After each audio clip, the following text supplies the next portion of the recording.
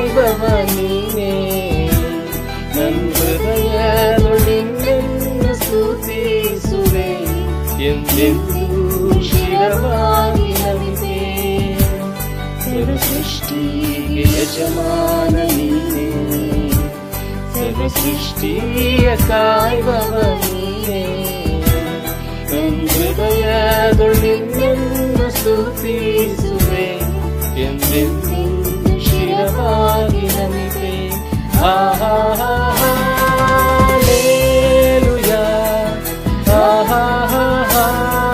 Hallelujah hallelujah hallelujah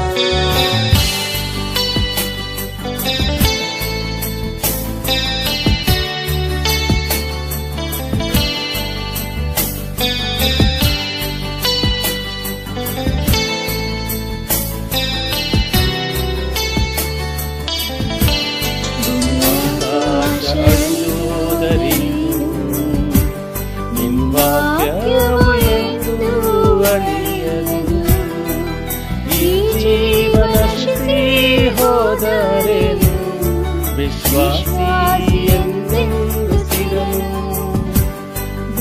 ಆಕಾಶ ಅಳಿಯೋದರೇನು ನಿಮ್ಮ ವಾಕ್ಯವು ಎಂದು ಅಳಿಯದು ಈ ಜೀವನ ನಶಿಸಿ ಹೋದರೇನು ವಿಶ್ವಾಸಿ ಎಂದೆಂದು ಸ್ಥಿರನು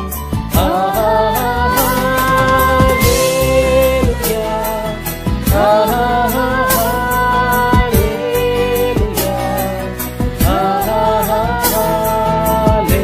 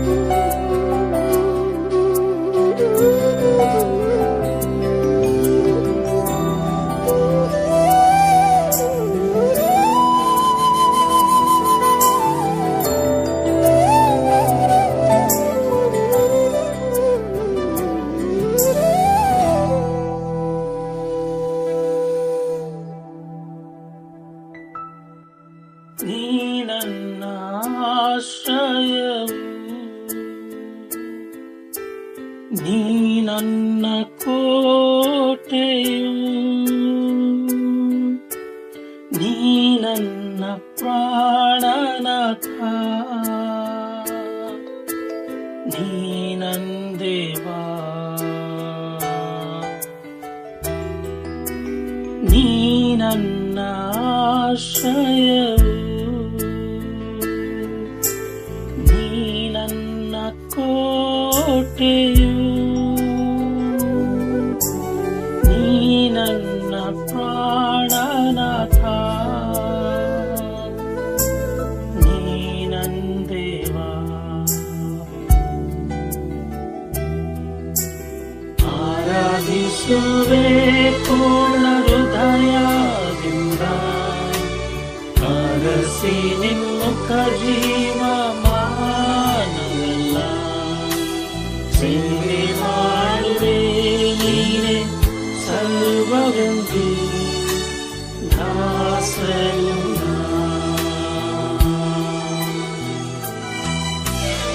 ಆರಾಧಿಸುವೆ ಪೂರ್ಣ ಹೃದಯದಿಂದ, ಹರಸಿ ನಿಮ್ಮುಖ ಜೀವಮಾನವೆಲ್ಲ,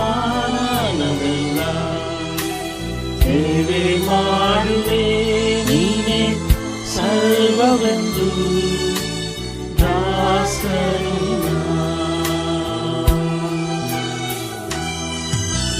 ದಾಸನು ದೇವಾ, ದಾಸನು ದೇವಾ, ದಾಸನು ದೇವಾ, ದಾಸನು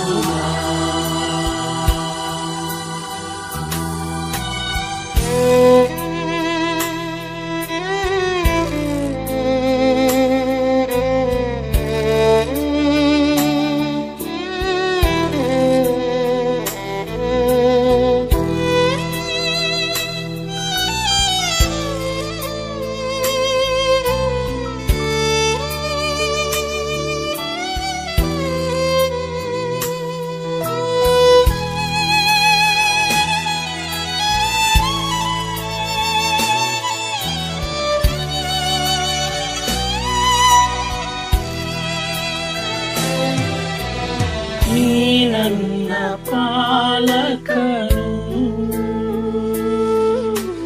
ನೀ ನನ್ನ ಆಶ್ವಾಸನೆ, ನೀ ನನ್ನ ಮುಂಬಲವು,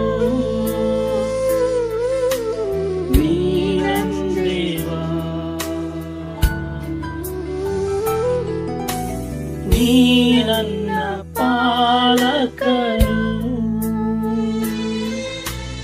ನೀ ನನ್ನ ಆಶ್ವಾಸನೆ, ನೀ ನನ್ನ ಮುಂಬಲವು, ನೀ ನನ್ನ ದೇವಾ.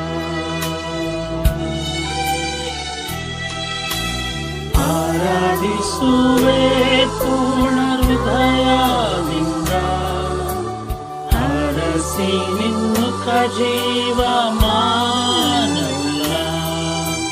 ಸೇವೆ ಮಾಡುವೆ ನೀನೆ ಸರ್ವವೆಂದು, ದಾಸನು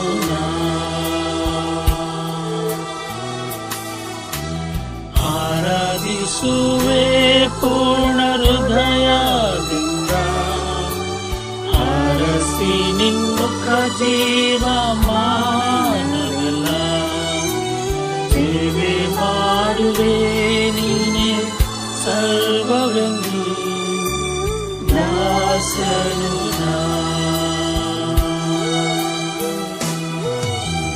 ದಾಸನು ದೇವಾ, ದಾಸನು ದೇವಾ, ದಾಸನು ದೇವಾ, ದಾಸನು.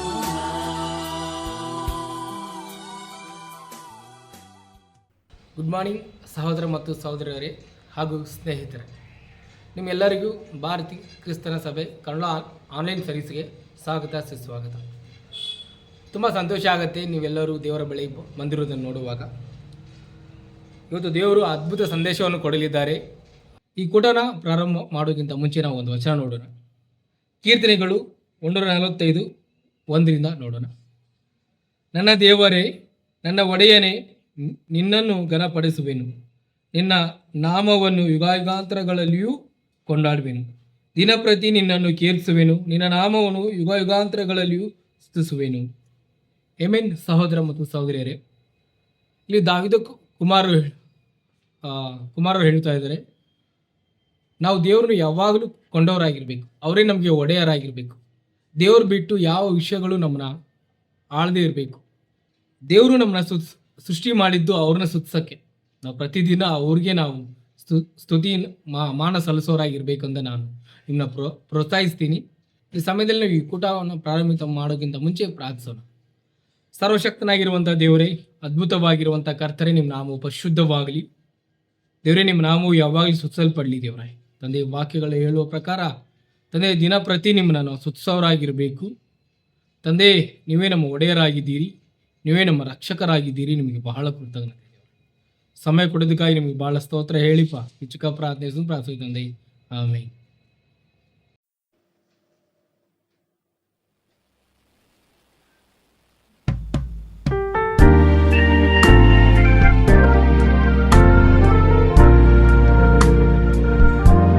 ಸ್ತುತಿಗೆ ಯೋಗ್ಯನು, ಮಹಿಮೆ ನಿನಗೆ. ನನ್ನ ಕರಗಳ ಎತ್ತಿ ಎಂದು ನಿನ್ನನ್ನೇ ಆರಾಧಿಪೆ. ಸ್ತುತಿಗೆ ಯೋಗ್ಯನು, ಮಹಿಮೆ ನಿನಗೆ. ನನ್ನ ಕರಗಳ ಎತ್ತಿ ಎಂದು ನಿನ್ನನ್ನೇ ಆರಾಧಿಪೆ. ನೀ ಉನ್ನತ ಅದ್ಭುತವ ಮಾಡುವೆ, ನಿನ್ನ ಹಾಗೆ ಯಾರೂ ಇಲ್ಲ. ನಿನ್ನ ಹಾಗೆ ಯಾರೂ ಇಲ್ಲ. ನೀ ಉನ್ನತ ಅದ್ಭುತವ ಮಾಡುವೆ, ನಿನ್ನ ಹಾಗೆ ಯಾರೂ ಇಲ್ಲ. ನಿನ್ನ ಹಾಗೆ ಯಾರೂ ಇಲ್ಲ.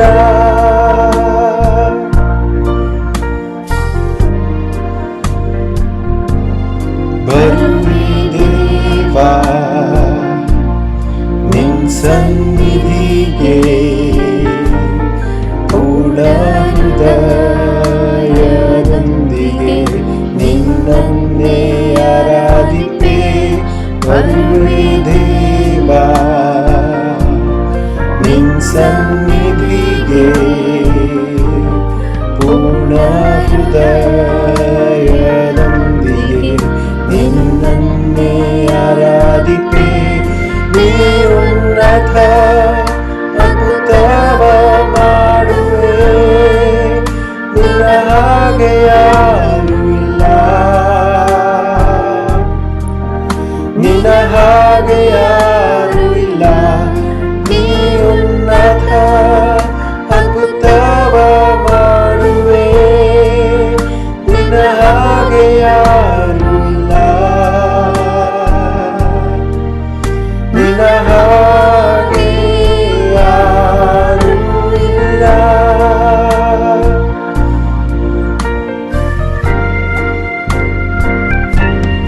ನೀ ಉನ್ನತ ಅದ್ಭುತವ ಮಾಡುವೆ, ನಿನ್ನ ಹಾಗೆ ಯಾರೂ ಇಲ್ಲ. ನಿನ್ನ ಹಾಗೆ ಯಾರೂ ಇಲ್ಲ. ನೀ ಉನ್ನತ ಅದ್ಭುತವ ಮಾಡುವೆ, ನಿನ್ನ ಹಾಗೆ ಯಾರೂ ಇಲ್ಲ. ನಿನ್ನ ಹಾಗೆ ಯಾರೂ ಇಲ್ಲ. ನೀ ಉನ್ನತ ಅದ್ಭುತವ ಮಾಡುವೆ, ನಿನ್ನ ಹಾಗೆ ಯಾರೂ ಇಲ್ಲ.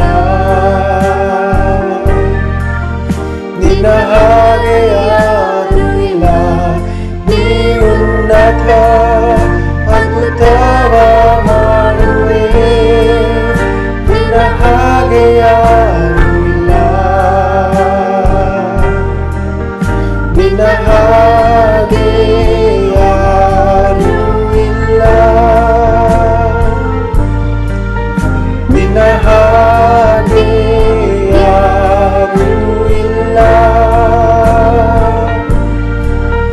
ನಿನ್ನ ಹಾಗೆ ಯಾರೂ ಇಲ್ಲ,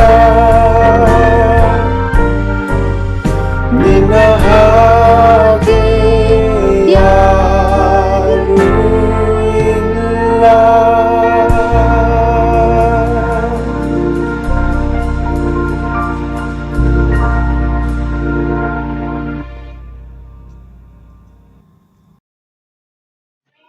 ಎಲ್ಲರಿಗೂ ಬೆಳಗಿನ ನಮಸ್ಕಾರಗಳು.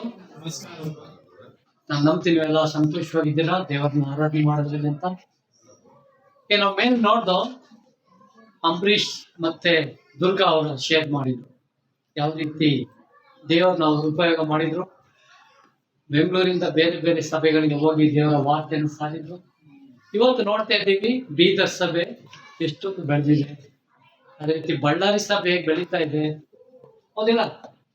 ಇದೆಲ್ಲ ಯಾರೋ ಒಬ್ರು ಪ್ರಯಾಸ ಪಟ್ಟು ಒಳ್ಳೆ ಮನಸ್ಸಿನಿಂದ ದೇವರಿಗಾಗಿ ಮಾಡ್ಬೇಕು ಅಂತ ಹೋಗಿದ್ದ ಕಾರಣ ಇದಾಗಿದೆ, ಹೌದಿಲ್ಲ?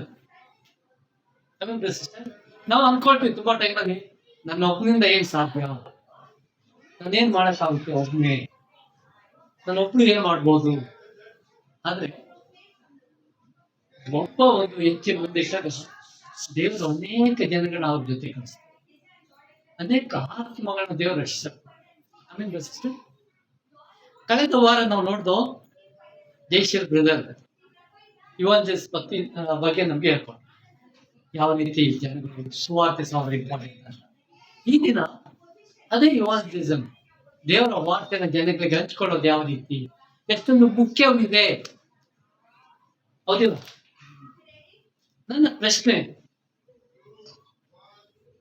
ನಾವು ಇದೆಲ್ಲ ಶಿಷ್ಯರಾಗಿದ್ದೀವಲ್ವಾ, ಎಷ್ಟು ಜನ ಪ್ಲಾನ್ ಮಾಡಿ ನಾವು ಶಿಷ್ಯರಾಗ್ಬೇಕಂತ ಯೋಚನೆ ಮಾಡಿದ್ವಿ ಅಷ್ಟೇ? ಯಾರು ಪ್ಲಾನ್ ಮಾಡಿದ್ವಾ ಶಿಷ್ಯನಾಗ್ಬೇಕು, ಈ ಚರ್ಚಿಗೆ ಹೋಗ್ಬೇಕು, ಬೈಬಲ್ ಓದ್ಬೇಕು, ನಾನು ಈ ಸಭೆಯಲ್ಲಿ ಇರ್ಬೇಕು ಅಂತ ಯಾರೋ ಯೋಚನೆ ಮಾಡಿದ್ವಾ? ನಾವು ಏನು ಯೋಚನೆ ಮಾಡ್ಲಿಲ್ಲ, ಆದ್ರೂ ದೇವ್ರು ನಮ್ಮನ್ನ ಹಾಕೊಂಡು ಇಲ್ಲಿ ಕೂರ್ಸಿದ್ದಾರೆ. ನಮ್ಮ ಜಾತಿ ಬೇರೆ, ನಮ್ಮ ಹಿನ್ನೆಲೆ ಬೇರೆ, ನಾವು ಮಾತಾಡೋ ಮಾತುಗಳು ಬೇರೆ, ಭಾಷೆಗಳು ಬೇರೆ, ನಮ್ಮ ಸಂಸ್ಕೃತಿ ಬೇರೆ, ಇದೆಲ್ಲ ಬೇರೆ ಆಗಿದ್ರು ಕೂಡ ದೇವರನ್ನು ಒಂದೇ ಕುಟುಂಬವಾಗಿ ಒಟ್ಟಿಸಿ ಎಷ್ಟೊಂದು ಅದ್ಭುತ.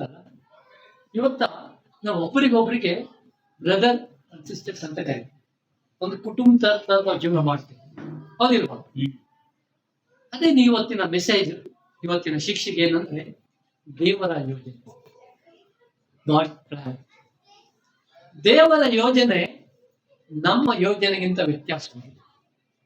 ನನ್ನ ಯೋಜನೆ ಎಷ್ಟಿರುತ್ತೆ ಅಂದ್ರೆ, ನಾನು ಏನು ನೋಡ್ತೀನಿ, ಎಷ್ಟು ದೂರ ನನಗೆ ಕಾಣುತ್ತೆ ಅಷ್ಟು ಮಾತ್ರ. ಆದ್ರೆ ದೇವರ ಯೋಜನೆ ನನ್ನ ಆಲೋಚನೆಗಿಂತ ವ್ಯತ್ಯಾಸ, ಅದು ವಿಭಿನ್ನವಾಗಿದೆ. ಸಿಸ್ಟರ್ ನೋಡ್ತೀವಿ ಸಿಸ್ಟರ್, ನಾವು ಹಳೆ ಒಡಂಬಡಿಕೆಯಿಂದ ನೋಡ್ತೀವಿ, ದೇವ್ರ ಜನಗಳನ್ನ ಸೃಷ್ಟಿ ಮಾಡಿದ್ರು, ಜನಗಳನ್ನ ಮುನ್ನಡೆಸಿದ್ರು, ಜನಗಳು ದೇವರ ವಿರೋಧಕ್ಕೆ ಪಾಪ ಮಾಡಿದ್ರು, ಆದ್ರೂ ದೇವರು ಅವನ್ನ ಎಚ್ಚರಿಸಿ ಮತ್ತೆ ಅವನ್ನ ಮುನ್ನಡೆಸಿದ್ರು. ಅನೇಕ ಪ್ರವಾದಿಗಳನ್ನ ಕೊಟ್ಟರು, ಅನೇಕ ಪ್ರವಾದಿಗಳ ಮುಖಾಂತರ ಅವನ್ನ ತನ್ನ ಬಗ್ಗೆ ತಿಳಿಸ್ರು. ನಾನೇ ನಿಜವಾದ ದೇವರು, ನನ್ನನ್ನು ಹೊರತು ಬೇರೆ ಯಾರು ದೇವರಿಲ್ಲ ಅಂತ ಹೇಳಿದ್ರು, ಹೌದಿಲ್ಲ? ಇಷ್ಟೆಲ್ಲ ಆದ್ರೂ ಕೂಡ ಮನುಷ್ಯನ ಜೀವನ ಹೇಗಿತ್ತು? ಮತ್ತೆ ಅದೇ ಪಾಪ, ಮತ್ತೆ ಅದೇ ಜೀವನ, ಅದೇ ದೇವರ ವಿರುದ್ಧವಾದ ಜೀವನ ಮಾಡ್ಕೊಂಡಿದ್ದ. ಹೀಗಿರ್ಬೇಕಾದ್ರೆ ದೇವರು ಯಾವ್ದಾದ್ರೂ ರೀತಿಯಲ್ಲಿ ಮನುಷ್ಯನಿಗೆ ಸಹಾಯ ಮಾಡ್ತಾನೆ. ಒಂದೇಲಿ ಏನಾಗುತ್ತೆ, ಮನುಷ್ಯ ಕೆಟ್ಟು ಹೋಗ್ಬಾರ್ದು ಅನ್ನೋ ಒಂದೇ ಒಂದು ಉದ್ದೇಶದಿಂದ ದೇವರು ಸ್ವಂತ ಮಗನಾದ ಯೇಸುವನ್ನು ಕಳಿಸಿದ. ದೇವರ ಉದ್ದೇಶ ಏನು? ನಾವು ಯಾರು ನರಕಕ್ಕೆ ಹೋಗ್ಬಾರ್ದು ಅಂತಷ್ಟೇ. ಈ ಲೋಕದಲ್ಲಿ ಜೀವನ ಮಾಡುವ ಪ್ರತಿಯೊಬ್ಬ ಮನುಷ್ಯ ಕೂಡ ಸ್ವರ್ಗಕ್ಕೆ ಹೋಗ್ಬೇಕು. ದೇವರಿಗೆ ಗೊತ್ತು ನರಕದ ಆ ಕಠಿಣ, ಆ ತೀವ್ರವಾದ ಅಗ್ನಿ, ಆ ನೋವು, ಆ ಕಣ್ಣೀರು, ಆ ಹಿಂಸೆ, ದೇವ್ರಿಗೆ ಗೊತ್ತಿಲ್ಲ. ಆದ ಕಾರಣ ದೇವ್ರ ಏನ್ ಇಷ್ಟಪಡ್ತಾ ಇದ್ದಾರೆ? ನಾವ್ ಯಾರು ನರಕಕ್ಕೆ ಹೋಗ್ಬಾರ್ದು. ಈ ಲೋಕದಲ್ಲಿ ಪ್ರತಿಯೊಬ್ರು ನಿತ್ಯ ಜೀವನ ಹೊಂದಬೇಕಂತ ದೇವ್ರ ಆಸೆ. ಆಮೇಲೆ ಸಿಸ್ಟರ್ಸ್, ಓಕೆ, ನಾವು ದೇವರ ವಾರ್ತೆಗೆ ಹೋಗೋಕ್ಕಿಂತ ಮುಂಚೆ ಒಂದು ಚಿಕ್ಕ ಪ್ರಾರ್ಥನೆ ಮಾಡೋಣ. ಅದ್ಭುತವಾದ ದೇವರೇ, ನಿಮ್ಗೆ ಸ್ತೋತ್ರ. ನೀವು ನಮ್ಮನ್ನು ಎಷ್ಟೊಂದು ಪ್ರೀತಿ ಮಾಡ್ತಾ ಇದ್ರ. ಇವತ್ತು ನಾವು ಜೀವಂತವಾಗಿದ್ದೀವಿ. ಎಲ್ಲೋ ಹುಟ್ಟಿ ಎಲ್ಲೋ ಬೆಳೆದು ನೀವು ನಮ್ಮನ್ನು ಹಾಕೊಂಡು ನಿಮ್ಮ ರಾಜ್ಯದಲ್ಲಿ ನಿಂತ್ಕೊಂಡಿದ್ದೀರಾ. ನಮ್ಮನ್ನು ನಡೆಸ್ತಾ ಇದ್ರ.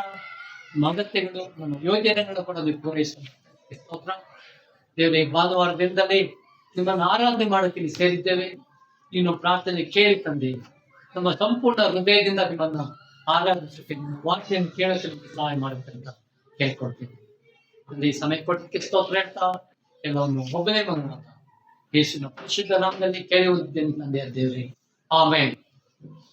ಆಮೇಲೆ ಸಿಸ್ಟರ್, ಇವಾಗ ನಾವೊಂದು ವಾಕ್ಯ ನೋಡೋಣ. ಯೋಹಾನ ಪುಸ್ತಕ 3ನೇ ಅಧ್ಯಾಯ 16.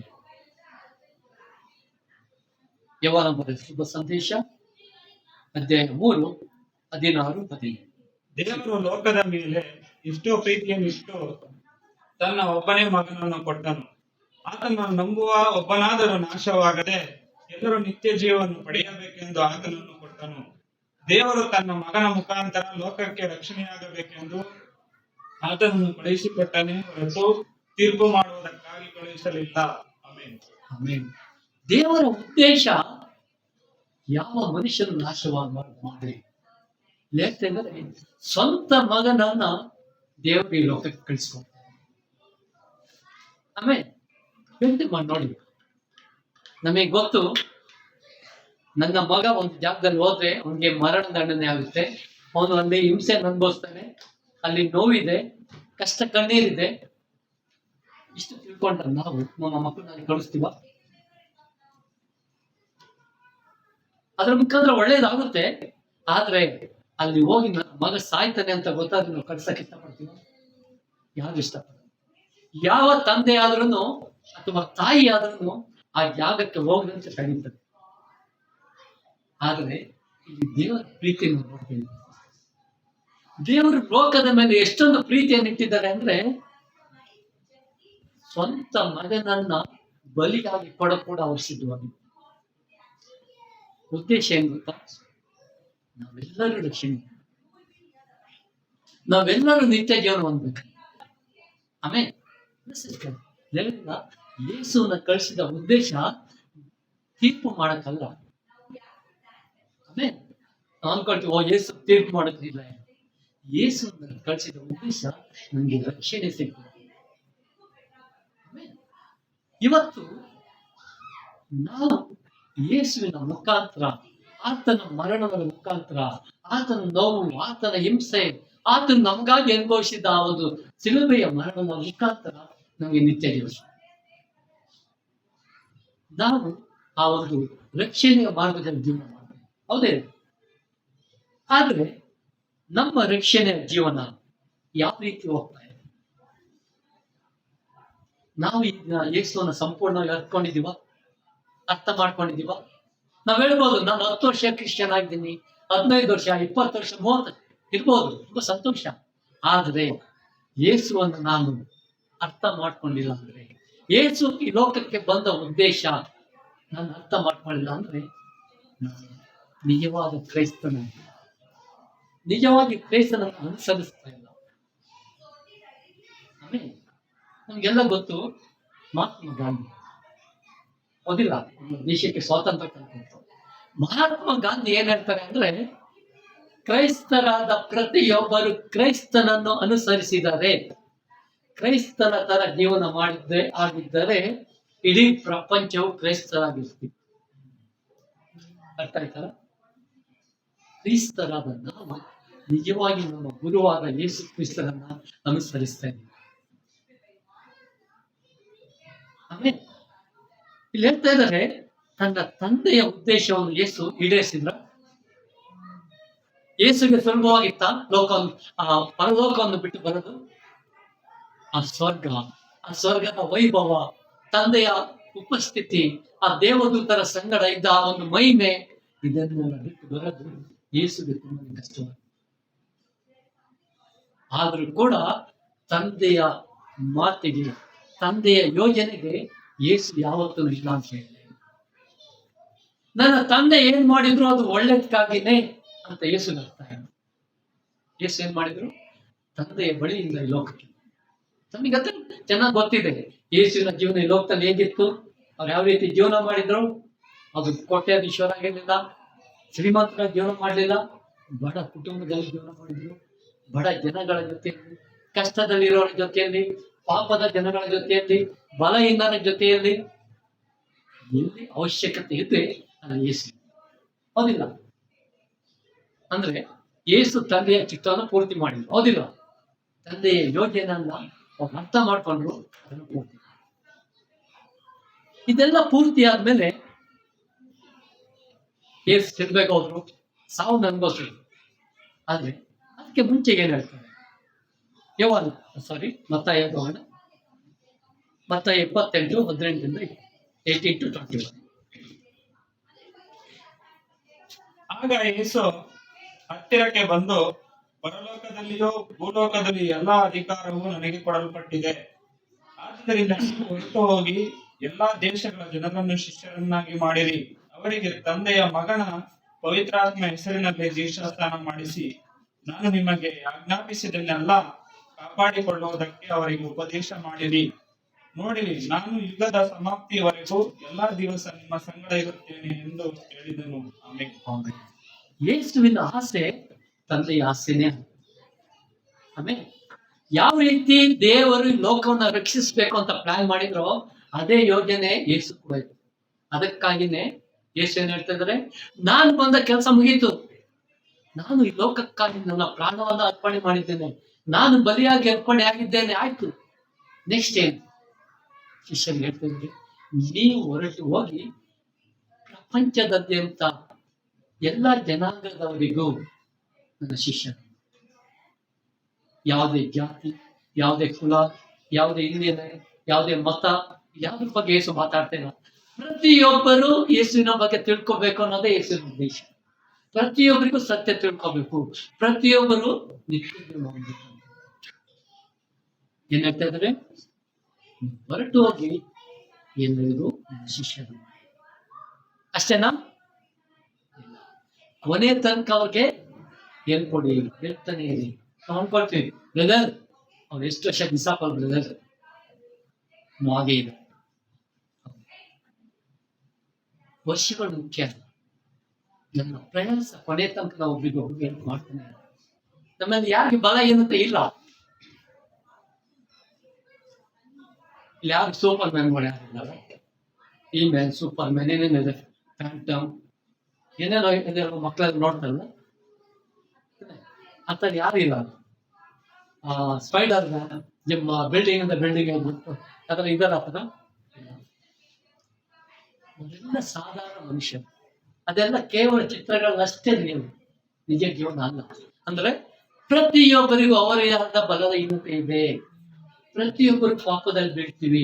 ಇನ್ನು 10 ವರ್ಷ ಇರೋ 50 ವರ್ಷ ಹೆಂಗ್ ಡಿಸಪಲ್. ಪ್ರತಿಯೊಬ್ಬರು ಬಲಹೀನತೆ ಇದೆ. ನಾವೆಲ್ಲ ಪಾಪಿಗಳೇ. ನಮ್ಮೆಲ್ಲರಿಗೂ ಸಹಾಯ ಬೇಕಾ? ಒಬ್ಬರಿಗೊಬ್ಬರು ಎಂಕರೇಜ್ಮೆಂಟ್ ಬೇಕಾ? ಉತ್ತೇಜನ ಬೇಕಾ? ಖಂಡಿತ ಬೇಕು. ಅಂತ ಹೇಳ್ತಿದ್ರೆ, ನೀನು ಶಿಷ್ಯರನ್ನು ಮಾಡು, ಮತ್ತೆ ಉಪದೇಶ ಮಾಡು. ಅಷ್ಟೇ ಇಲ್ಲ, ನಿನ್ನ ಜೊತೆ ನಾನು ಕೊನೆ ತನಕ ಇರ್ತೀನಿ. ನಮ್ಮ ಜೊತೆ ಯಾರಿದ್ದಾರೆ? ಯೇಸು ಇದ್ದಾರೆ. ಅವ್ರು ನಮ್ಮನ್ನ ನಡೆಸ್ತಾ ಇದ್ದಾರೆ.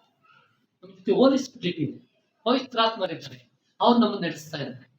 ನಾವು ಅನ್ಕೊಳ್ತೀವಿ ನನ್ನಿಂದ ಆಗಲ್ಲ, ನನ್ ಬಲಹೀನನು, ನಾನು ಬಿದ್ದೋಗ್ಬಿಡ್ತೀನಿ. ಹೌದು, ನನ್ ಬಲಹೀನನೇ. ಆದ್ರೆ ನಮಗೆ ನಂಬಿಕೆ ಅದ, ನನ್ನ ಜೊತೆ ದೇವರಿದ್ದಾರೆ. ನನಗೆ ನಂಬಿಕೆ ಅದ, ಅವ್ರು ನನ್ನ ನಡೆಸ್ತಾ ಇದ್ದಾರೆ ಅಂತ, ಅವರ ಶಕ್ತಿಯಿಂದ ನಾನು ನಡೀತಾ ಇದ್ದೀನಿ ಅಂತ. ಒಂದು ನಿಮಿಷ ಯೋಚನೆ ಮಾಡಿ. ಸಭೆಗೆ ಬರೋದಕ್ಕಿಂತ ಮುಂಚೆ ನಮ್ಮ ಜೀವನ ಎಲ್ಲಿ ಇದ್ದೋ, ನಮ್ಮ ಅನಿಸಿಕೆಗಳು, ನಮ್ಮ ಆಲೋಚನೆಗಳು, ನಮ್ಮ ಕನಸುಗಳು ಹೇಗಿತ್ತು? ದೇವರು ನಮ್ಮನ್ನು ಅಲ್ಲಿಂದ ಕರ್ಕೊಂಡ್ಬಂದು ಇವತ್ತು ಸುರಕ್ಷಿತ ನಮ್ಗೆ ಎಲ್ಲವನ್ನು ಕೊಟ್ಟಿದ್ದಾರೆ. ಅನೇಕರು ಸಾಲದಲ್ಲಿದ್ದು, ಅನೇಕ ಗೊಂದಲಗಳಿದ್ದು, ಅನೇಕ ಕಷ್ಟ ಕಣ್ಣೀರುಗಳಿದ್ದು, ಹೌದಿಲ್ಲ? ದೇವರು ನಮ್ಮ ಇಷ್ಟೊಂದು ಆಶೆ. ಪ್ರಶ್ನೆ, ನಾನು ದೇವರಿಗೆ ಕೃತಜ್ಞತೆ ಜೀವನ ಮಾಡ್ತಾ ಇದ್ದೇನೆ. ಆಮೇಲೆ ದೇವರು ಹೇಳ್ತಿದ್ದಾರೆ, ಹೋಗಿ ಸುವಾರ್ತೆ ಸಾರ. ನಾವು ಹೋಗೋಕೆ ರೆಡಿಯಾಗಿದ್ವು, ಸುವಾರ್ತೆ ಸಾರಕ್ಕೆ ಸಿದ್ಧವಾಗಿದ್ವು. ಸುವಾರ್ತೆ ಸಾರೋದಂದ್ರೆ ಏನು? ದೇವ್ರ ಬೈಬಲ್ ತಗೊಂಡಾಗ ಎಲ್ಲಾ ಕಡೆ ಹೇಳೋದು ಗೊತ್ತಲ್ಲ, ಅದು ಕೂಡ ಒಂದು. ಆದರೆ ನನ್ನ ಜೀವನದ ಮುಖಾಂತರ ಉದಾಹರಣೆ ಜೀವನ, ದೇವರಿಗೆ ಕೃತಜ್ಞತೆ ಜೀವನ ಅಂದ್ರೆ ಅದೇ. ನನ್ನ ಜೀವನದಲ್ಲಿ ಯೇಸುವನ್ನು ಪ್ರತಿಬಿಂಬಿಸು. ನಾನು ಮೊದಲು ಕ್ರೈಸ್ತನಾಗಿ ಜೀವನ, ಆಮೇಲೆ ನಾನು ಕ್ರಿಸ್ತನಾಗಿದ್ದರೆ ಬೇರೆಯನ್ನು ಕ್ರಿಸ್ತನಾಗಿ ಕರೆಯುತ್ತಾರೆ. ಹೌದಿಲ್ಲ ಸಿಸ್ಟರ್? ನಾನೇ ಕ್ರಿಸ್ತನಾಗಿ ಜೀವನ ಮಾಡಿಲ್ಲ ಅಂದ್ರೆ ಹೇಗೆ ಕರೆಯಕ್ಕೆ ಸಾಧ್ಯ? ಹೇಗೆ ಹೇಳೋಕ್ ಸಾಧ್ಯ? ನನಗಿನ್ನ ಒಂದು ಏನ್ ಹೇಳುದು, ಕಾನ್ಫಿಡೆಂಟ್, ಅದು ಧೈರ್ಯ, ಒಂದು ಏನು ವಿಶ್ವಾಸ ಇಲ್ಲ ಅಂದ್ರೆ ಬೇರೆ ಹೇಗೆ ಕರೆಯಕ್ಕೆ ಸಾಧ್ಯ? ನಾನು ಇವತ್ತು ದೃಢವಾಗಿದ್ದೀನ, ನಿಶ್ಚಯವಾಗಿ ನಿಂತ್ಕೊಂಡಿದ್ದೀನಿ ನಾನು ಕ್ರಿಸ್ತ ಜೀವನದಲ್ಲಿ. ಬಲವಂತ ಇದೆ, ಆದರೆ ಅದರ ಜೊತೆಯಲ್ಲಿ ನಾನು ಕ್ರೈಸ್ತನ ಜೊತೆಯಲ್ಲಿ ಹೋರಾಡ್ತಾ ಇದ್ದೀನಿ. ಕ್ರೈಸ್ತನಿಗಾಗಿ ಹೋರಾಡ್ತಾ ಇದ್ದೀನಿ ನಾನು. ನನಗೆ ನಂಬಿಕೆ ಇಲ್ಲ, ನಾನು ಒಂದು ದಿನ ಸತ್ತರೂ ಕೂಡ ಸ್ವರ್ಗಕ್ಕೆ ಹೋಗಿ ಸೇರ್ತೀನಿ ನನ್ನ ವಿಶ್ವಾಸ. ಆ ರೀತಿ ವಿಶ್ವಾಸ ನಾನು ಇರ್ಬೇಕಾದ್ರೆ ಬೇರೆ ನಾನು ಒಬ್ಬನೇ ಅಲ್ಲ, ನನ್ನ ಜೊತೆಯಲ್ಲಿ ಮತ್ತೊಬ್ಬನು ಇರ್ಲಿ ಅಂತ ಕರ್ಕೊಂಡು ಹೋಗಿ. ಅದೇ ನೆಕ್ಸ್ಟ್ ನೀವು ಹೋಗಿ ಎಲ್ಲಾ ಕಡೆ ಸುಮಾರು ಶಿಷ್ಯರೇನ್ ಮಾಡಿದ್ರು? ಹೋದ್ರ? ಮಾಡಿದ್ರ? ದೇವರ ಕೆಲಸ ದೇವರು ಮಾಡಿದ್ರು, ಯೇಸುವಿನ ಕೆಲಸ ಯೇಸು ಮಾಡಿದ್ರು, ಶಿಷ್ಯರ ಕೆಲಸ ಶಿಷ್ಯರು. ನಮ್ಮ ಕೆಲಸ ನಮ್ಮ ಕೆಲಸ ಕೂಡ ಅದೇನೆ, ನಮಗೆ ಕೂಡ ಅದೇನೆ ಹೇಳ್ತಾ ಇದ್ದಾರೆ, ಹೊರಟು ಹೋಗಿ ಲೋಕದ ಕಟ್ಟ ಕಡೆಯವರೆಗೂ ಎಲ್ಲರೂ ನನ್ನ ಶಿಷ್ಯರು. ಇವತ್ತ ನನ್ನ ಕೆಲಸ, ನನ್ನ ಜವಾಬ್ದಾರಿ ನಾನು ಅರ್ಥ ಮಾಡ್ಕೊಳ್ತಾ ಇದ್ದೀನಿ. ಆಮೇಲೆ ನಾವು ಓಡ್ತಾ ಇದ್ದೀವಿ. ನನ್ನ ಮನೆ, ನನ್ನ ಕುಟುಂಬ, ನನ್ನ ವ್ಯಕ್ತಿ, ನನ್ನ ಮಕ್ಕಳು, ನನ್ನ ಕೆಲಸ ರೌಂಡ್ ಓಡ್ತಾನೆ ಇದ್ದೀವಿ, ಕೊನೆನೇ ಇಲ್ಲ. ಯಾಕೆ? ಅದು ರೌಂಡ್ ಆಗಿದೆ. ನೀನ್ ಎಷ್ಟು ಓಡ್ತಿದ್ರು ಅದೇ ಬರುತ್ತೆ. ಚಕ್ರ ತರ, ಒಂದು ಚಕ್ರದೊಳಗೆ ಓಡ್ತಾ ಇದ್ರೆ ಅದು ಕೊನೆ ಮುಗಿಯುತ್ತಾ? ಮುಗಿಯಲ್ಲ. ನನ್ನ ಜೀವನ ಕೂಡ ಹಾಗೇನೆ. ನನ್ನ ಕುಟುಂಬ, ನನ್ನ ಮನೆ, ನನ್ನ ಹೆಂಡತಿ, ಮಕ್ಕಳು ಓಡ್ತಾ ಇರ್ತೀವಿ. ಅದನ್ನು ಬಿಟ್ಟು ಇನ್ನೇನು ಕಾಣ್ತಾನೆ ಇಲ್ಲ. ಒಂದು ಜವಾಬ್ದಾರಿ ಹೇಳಿದ್ರೆ ಬಿಸಿ ಬಿಡ್ತಾರೆ, ಒಂದು ಪ್ಲಾನ್ ಕೊಟ್ರೆ ಬಿಸಿ ಬಿಡ್ತಾರೆ. ತುಂಬಾ ಬಿಸಿ. ಎಷ್ಟು ಬಿಸಿ? ಬೆಳಿಗ್ಗೆ ಕೆಲ್ಸಕ್ಕೆ ಹೋಗ್ತೀವಿ, ಬರ್ತೀವಿ, ಮನೆ ಕೊಡ್ತೀವಿ, ಊಟ ಮಾಡ್ತೀವಿ, ನಿದ್ದೆ ಮಾಡ್ತೀವಿ, ಮತ್ತೆ ಅದೇ ಕೆಲಸ ರೊಟೇಟ್ ಅದೇನೆ ಆಗ್ತಾನೆ ಇದೆ. ಅದನ್ನ ಬಿಟ್ಟು ಬೇರೆ ಏನಾದ್ರು ಆಗುತ್ತಾ?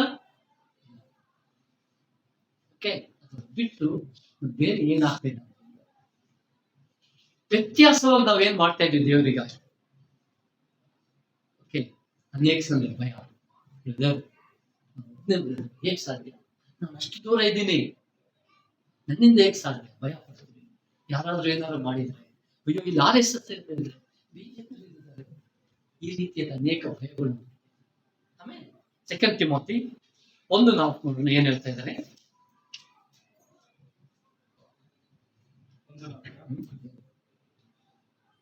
ನಾನು ನಿನ್ನ ಕಣ್ಣೀರುಗಳನ್ನು ನೆನಪಿಗೆ ತಂದು ನಿನ್ನನ್ನು ನೋಡಿ ಸಂತೋಷ ಭರಿತನಾಗಬೇಕೆಂದು ಆಕ್ಷೇಪಿಸುತ್ತೇನೆ. ಆಮೇಲೆ ಏನ್ ಹೇಳ್ತಾ ಇದ್ರೆ, ನಿನ್ನ ಕಷ್ಟ ಗೊತ್ತು, ನಿನ್ನ ದುಃಖ ಗೊತ್ತು, ನಿನ್ನ ಕಣ್ಣೀರ್ ನನಗೆ ಗೊತ್ತಿಲ್ಲ ದೇವರಿಗೆ. ಅದನ್ನೆಲ್ಲ ನಾನ್ ತೆಗಿತಾ ನಂಗೆ ರೆಡಿ, ನನಗೆ ಗೊತ್ತಿದೆ. ನಾನು ನಿನ್ನ ಸಂತೋಷವಾಗಿ ಹೇಳಕ್ ಕೂಡ ನನಗೆ ಗೊತ್ತಿದೆ. ನಿನ್ನ ಕಣ್ಣೀರನ್ನ ಒರೆಸೋಕೆ ಯಾರಿಗೆ ಸಾಧ್ಯ? ದೇವರಿಗೆ ಸಾಧ್ಯ. ನಾವು ಅನೇಕ ಪ್ರಯಾಸ ಪಡ್ತೀವಿ. ನನ್ನ ಸ್ವಂತ ಶಕ್ತಿ, ನನ್ನ ತಿಳುವಳಿಕೆ, ನನ್ನ ಇರುವ ಒಂದು ಟ್ಯಾಲೆಂಟ್ ಇವೆಲ್ಲ ಉಪಯೋಗ ಮಾಡ್ತೀವಿ. ಆದ್ರೆ ದೇವರ ಹೋಗೋದು, ದೇವ್ರು ನಮ್ಮ ಜೀವನದಲ್ಲಿ ಮಾಡಿದ ಎಲ್ಲ ಕಾರ್ಯಗಳನ್ನ ಮರ್ತು ಬಿಡ್ತೀವಿ. ನಾನು ಎಲ್ಲಿಂದ ಬಿದ್ದೆ, ನನ್ನ ಜೀವನ ಹೇಗಿತ್ತು, ಹೇಗಿದೆ ಈಗ ಅನ್ನೋದನ್ನ. ಓಕೆ, ನಾವೇನ್ ಮಾಡ್ತೀವಿ? ನನ್ನ ಸ್ವಂತ ಶಕ್ತಿಯಿಂದ, ನನ್ನ ಪರಿಶ್ರಮದಿಂದ ಅನೇಕ ಕಾರ್ಯಗಳನ್ನ ಮಾಡಿ ನಾವು ಫೇಲ್ ಆಗ್ತೀವಿ. ಇದು ದೇವ್ರು ಹೇಳ್ತಾ ಇದ್ರೆ, ನಾನ್ ನಿನ್ ಜೊತೆ ಇದ್ದು ನಾನ್ ನಿನ್ನ ಕಣ್ಣೀರನ್ನ ಒರೆಸ್ತೀನಿ. ನೀನೇನ್ ಮಾಡ್ಬೇಕು ಅದನ್ನ ನೀನ್ ಮಾಡ್ಕೊಂಡು, ನಿನ್ನ ಕೆಲಸ ಏನ್ ಬೇಕು ಅದ್ ಮಾಡು, ನನ್ನ ಕೆಲಸ ಏನಿದೆ ಅದ್ ಮಾಡು. ದೇವರು ಅವ್ರ ಕೆಲಸ ಮಾಡ್ತಾರ? ಅವ್ರು ಕೊಟ್ಟ ಮಾತು ನೆರವೇರಿಸ್ತಾರ?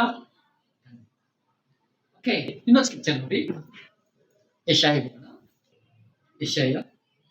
4:9. ಯೆಶಾಯ 41:9. ನಾನು ಭೂಮಿಯ ಕಟ್ಟ ಕಡೆಯಲ್ಲಿ ಹಿಡಿದು ದಿಗಂತಗಳಿಂದ ಕರೆದ ಜನವೇ, ನೀನು ನನ್ನ ಸೇವಕನು, ನಾನು ನಿನ್ನನ್ನು ಆರಿಸಿಕೊಂಡೆನು, ತಳ್ಳಲಿಲ್ಲ ಎಂದು ನಾನು ಹೇಳಿ ಸಂಬೋಧಿಸಿದ ಪ್ರಜೆ, ನಿನಗಂತೂ ಹೆದರಬೇಡ, ನಾನೇ ನಿನಗೊಂದಿದ್ದೇನೆ, ದಿಗ್ಭ್ರಮೆಗೊಳ್ಳದಿರು, ನಾನೇ ನಿನ್ನ ದೇವರು, ನಾನು ನಿನ್ನನ್ನು ಬಲಪಡಿಸುತ್ತೇನೆ, ಹೌದು ನಿನಗೆ ಸಹಾಯ ಕೊಡುತ್ತೇನೆ, ನನ್ನ ಧರ್ಮದ ಬಲಗೈಯನ್ನು ನಿನಗೆ ಆಧಾರ ಮಾಡಿದ್ದೇನೆ. ಆಮೆನ್. ಆಮೇಲೆ ಏನ್ ಹೇಳ್ತಾ ಇದಾರೆ, ನೀನ್ ಎಲ್ಲೋ ಬಿದ್ದಿದ್ದೆ, ಯಾವ್ದೋ ಮೂಲೆಯಲ್ಲಿ ಬಿದ್ದಿದ್ದೆ, ಹೌದಿಲ್ಲ? ಇವ್ರು ಹೇಳ್ತಿದ್ರೆ ನೀನ್ ಯಾರಂತ ನಿನಗೆ ಗೊತ್ತಿರ್ಲಿಲ್ಲ, ಈ ಲೋಕ ನಿನ್ನ ನಿರಾಕರಿಸಿತ್ತು, ನಿನ್ ಜೀವನ ಏನಂತ ಗೊತ್ತಿರಲಿಲ್ಲ. ಆಮೇಲೆ ಮನುಷ್ಯರು ನಮ್ಮನ್ನು ತಳ್ಳಿದ್ರು.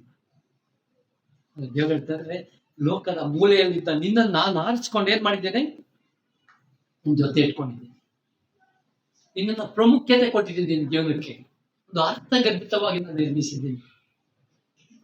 ನೀನ್ ಯಾವ್ದಕ್ಕೆ ಭಯ ಪಡ್ತೇನೆ? ಏನ್ ನಾನು ನೋಡಿ ಭಯ ಪಡ್ತೇನೆ?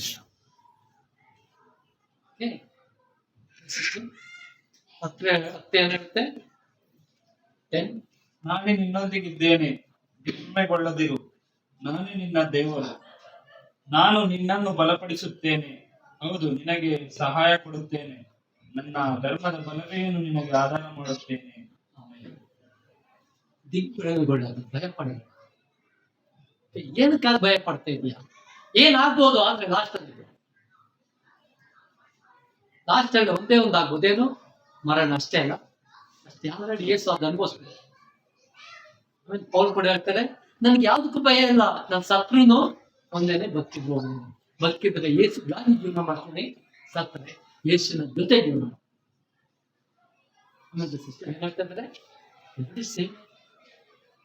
ಇವತ್ತು ನಾನು ಯಾವುದಕ್ಕೋಸ್ಕರ ನನ್ನ ಜೀವನ ಮಾಡ್ತೀನಿ, ಅವ್ರೇನ್ ಅನ್ಕೊಳ್ತಾರೆ, ನನ್ನ ಜೊತೆಲಿ ಇರೋರು ಏನ್ ಅನ್ಕೊಳ್ತಾರೆ, ನನ್ನ ಬಾಸ್, ನನ್ನ ಜೊತೆ ಫ್ರೆಂಡ್ಸ್, ನನ್ನ ಕೊಲೀಗ್ಸ್ ಏನ್ ಫೀಲ್ ಮಾಡ್ತಾರೆ ನನ್ನ ಬಗ್ಗೆ, ಆ ತರ ಹೇಳ್ಕೊಡ್ತೀನಿ. ದೇವರ ವಾರ್ತೆಯನ್ನು ಹೇಳಿದ್ರೆ ಏನ್ ಅನ್ಕೊಳ್ತಾರೆ, ನನ್ಗೆ ಯಾರು ಗೊತ್ತಿಲ್ಲ ಕ್ರಿಶ್ಚಿಯನ್ ಅಂತ ಏನ್ ಅನ್ಕೊಳ್ತಾರೆ, ಭಯ ಪಡ್ತಾ ಇದ್ದೀವ. ಬೇರೆ ಜನಗಳಿದ್ದಾರೆ, ಹಿಂದೂ ಜನ ಇದನ್ನ ಜೊತೆ, ಅವ್ರೇನ್ ಅನ್ಕೊಳ್ತಾರೆ. ಈ ಲೋಕದಲ್ಲಿ ಯೇಸು ಬಂದಾಗ ಯಾರು ಕ್ರಿಶ್ಚಿಯನ್ ಇರಲಿಲ್ಲ, ಹೌದಿಲ್ಲ? ಯೇಸು ಮುಖಾಂತರ ಎಲ್ಲ ಒಬ್ಬರಾಗಿ ಒಬ್ರು. ಯೇಸು ಹಾಕೊಂಡಿದ್ದಾರನ್ನ, ಬೆಸ್ತರ್ನ, ಪಾಪಿಗಳನ್ನ, ಸುಂಕದವ್ರನ್ನ, ಹೌದಿಲ್ಲ? ಮೀನಿದ್ರನ್ನ ಅವರೇ ಬೆಸ್ಟ್ ಇದನ್ನೇ ಹಾಕೊಂಡು ಅವರೆಲ್ಲ ನೋಡಕ್ಕೆ ಟಿಪ್ ಟಾಪ್ ಹಾಕಿ ಫೋಟೋ ಶೂಟ್ ಹಾಕೊಂಡು ಆತರ ಇದ್ರ ಅವ್ರ ಹತ್ರ ಹೋಗೋ ಅಷ್ಟು ಸ್ಮೆಲ್ ಬರ್ತಾ ಇದೆ. ಯಾಕೆ ಅಂತ ಜನಗಳನ್ನ ಯೇಸು ಹಾಕೊಂಡು? ಯೇಸುಗೆ ಗೊತ್ತಿತ್ತು ಯಾರ ಮುಖಾಂತರ ಯಾವ್ದು ಕೆಲಸ ನಡೆಯುತ್ತೆ, ಯಾರನ್ನ ಕರೆದ್ರೆ ಏನಾಗುತ್ತೆ ಅಂತ. ಯೇಸು ಅವರ ಹೊರಗಿನ ಸೌಂದರ್ಯನ, ಹೊರಗಿನ ಅಂದ ಚಂದನ ನೋಡ್ಲಿಲ್ಲ, ಅವರ ಒಳಗಿನ ಏನ್ ನೋಡ್ತೀವಿ, ನೋಡೋಕ್ ಚೆನ್ನಾಗಿದ್ದಾರೆ, ಆಫೀಸರ್ ಫೋಟೋ ಶೂಟ್ ಹಾಕೊಂಡಿದ್ದಾರೆ, ಆತರ ನೋಡ್ತೀವ. ದೇವ್ರು ನನ್ಗೆ ಯಾರು ಹೋಗಿ ತೋರಿಸ್ತಾ ಇದ್ದಾರೆ, ನನ್ಗೆ ಅವ್ರ ಜೊತೆ ಮಾತಾಡಕ್ ಕೇಳ್ತಾ ಇದ್ದಾರೆ, ನಾನು ಸಿದ್ಧವಾಗಿದ್ದೀನಿ. ನಾನು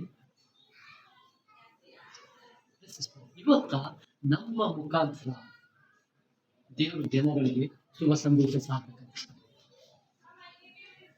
ನಮ್ಮ ಮುಖಾಂತರ ಸತ್ಯವನ್ನು ಹೇಳ್ಬೇಕಂತ ಇಷ್ಟಪಡ್ತೀನಿ. ಅದಕ್ಕೆ ನಾವು ಸಿದ್ಧವಾಗಬೇಕು.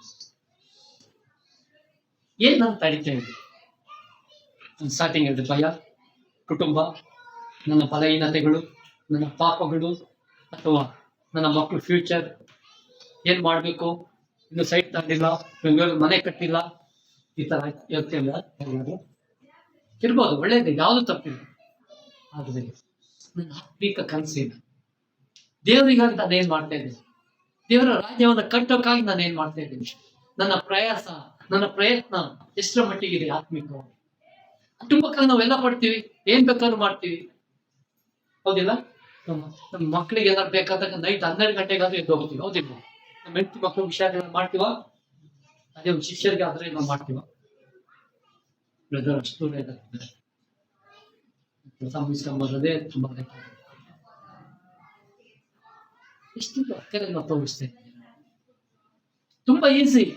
ಅವ್ನು ಮಾಡ್ತಾ ಇಲ್ಲ, ಇವ್ನು ಮಾಡ್ತಾ ಇಲ್ಲ, ಇವ್ನು ಮಾಡ್ತಾ ಇಲ್ಲ, ಅವ್ನು ಹೋಗ್ತಾರೆ, ಕೈ ತೋರಿಸ್ತೀವಿ ನಾವು, ತಪ್ಪೇನಿಲ್ಲ, ಒಳ್ಳೇದು.